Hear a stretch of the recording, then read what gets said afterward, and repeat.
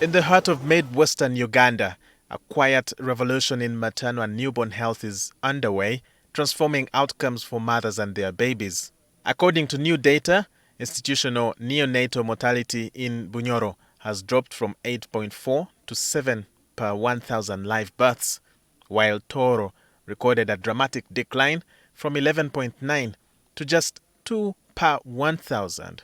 That's an 85% reduction.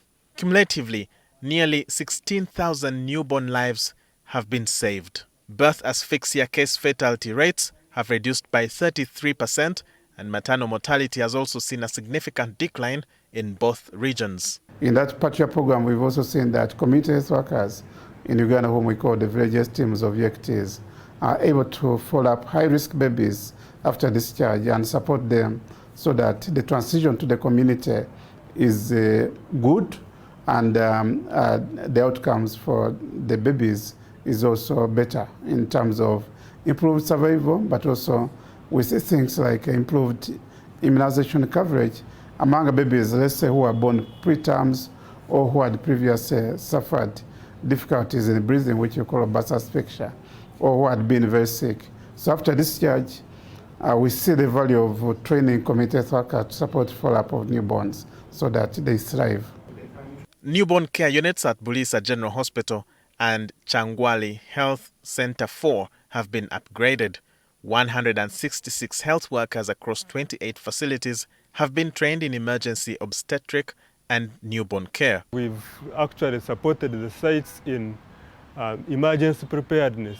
We've supported these sites with what we call some emergency supplies, the stocked emergency PPH kits, emergency preeclampsia kits. These ones were placed at 24 CMOC sites, the sites where they do cesarean sections and blood transfusions.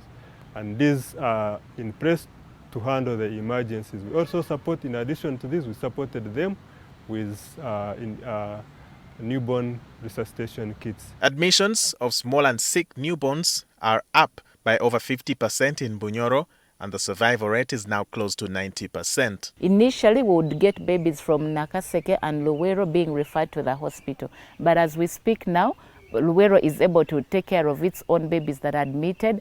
Same with Nakaseke, and then Chiwoko now receives the very sick newborns that need specialized care. And that is as a result of the regional approach that we took on.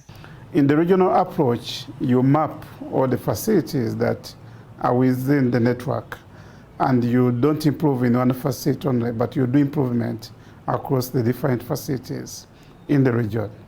The idea is that if every facility is improved, then referral becomes easier, but also management of mothers and newborn within the network. But challenges persist.